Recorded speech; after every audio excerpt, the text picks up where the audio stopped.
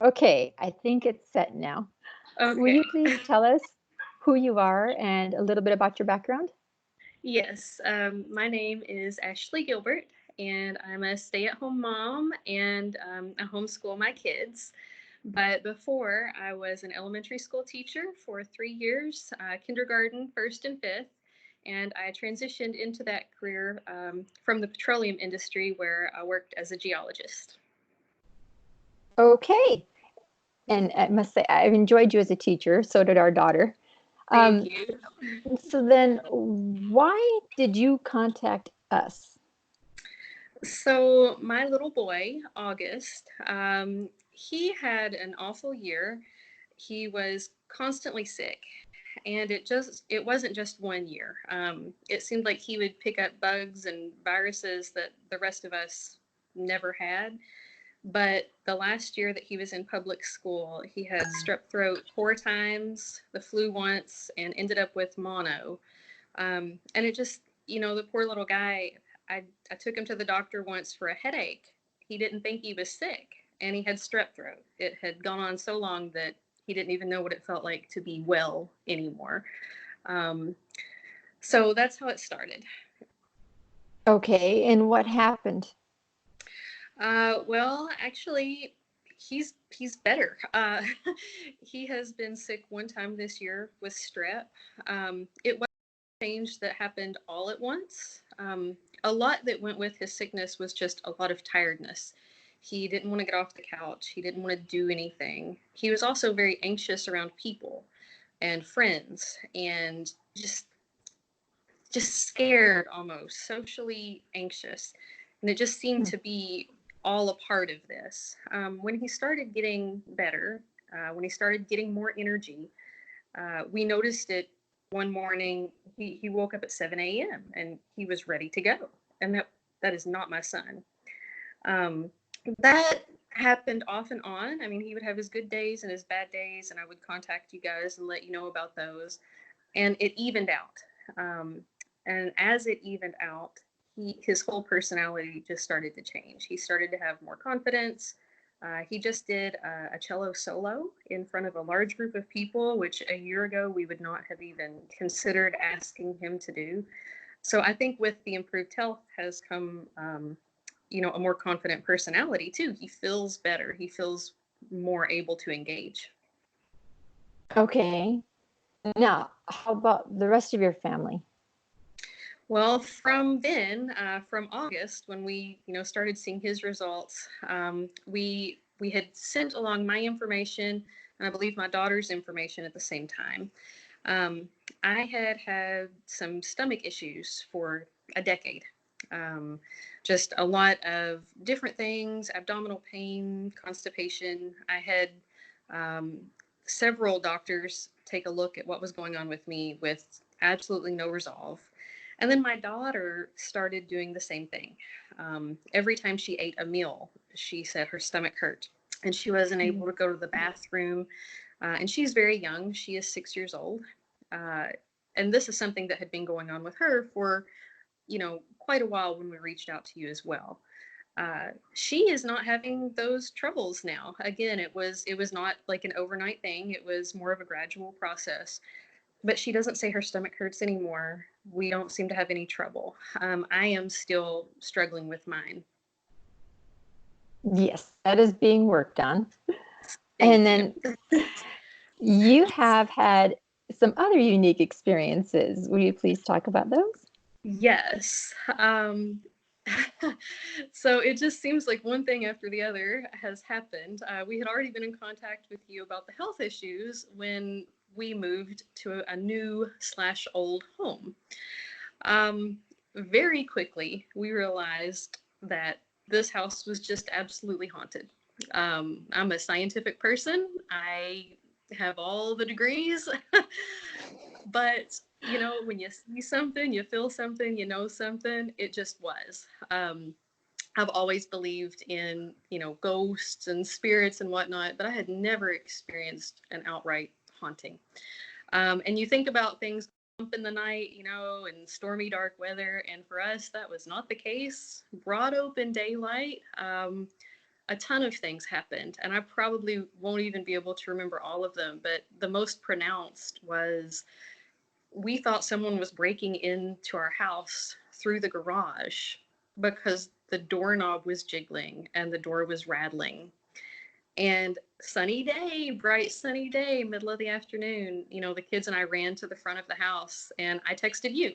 I said, something is going on. I put the kids in the car and I got the garage door opener and I opened the garage from the outside just to make sure it was not a human being. There was no one there. That was one of many occurrences. The smoke detector would go off every night at 9:30 p.m. like clockwork. There was no fire. The batteries were okay. Things in our house would get moved around. We were still in boxes at that point, and a red shaver that belonged to my husband in a box got moved from a back corner of our front living room all the way out. We have a separate schoolroom attached to the house through the garage. It was in our schoolroom the next morning, and everything else in the box was intact. The contents of my glove box were spilled out into the seat. Nothing was taken.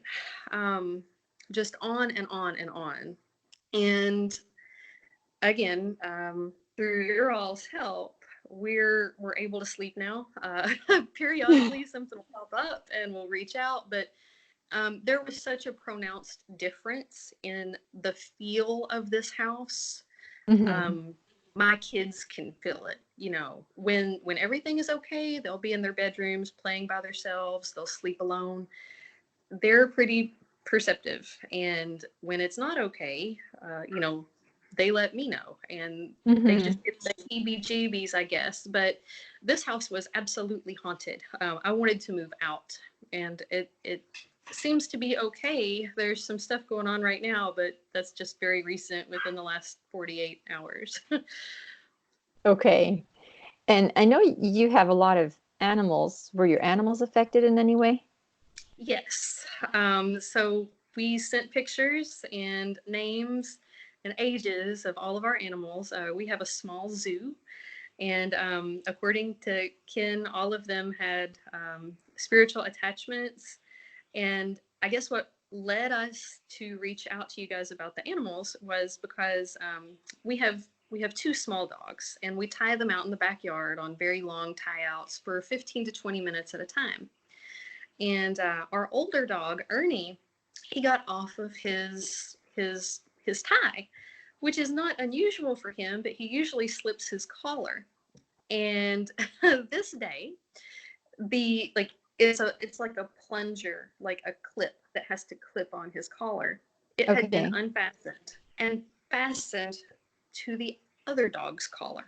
And Ernie was out running around. And I know that no human being did this, because he was literally out there 20 minutes or less, and they would have barked if someone had walked up.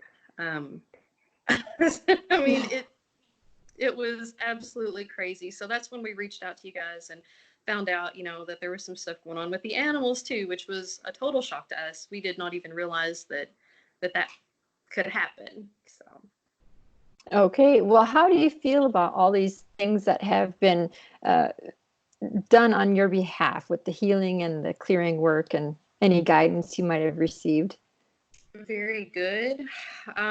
We were skeptical at first. I'm not going to lie about that. I think all of us are very open-minded people.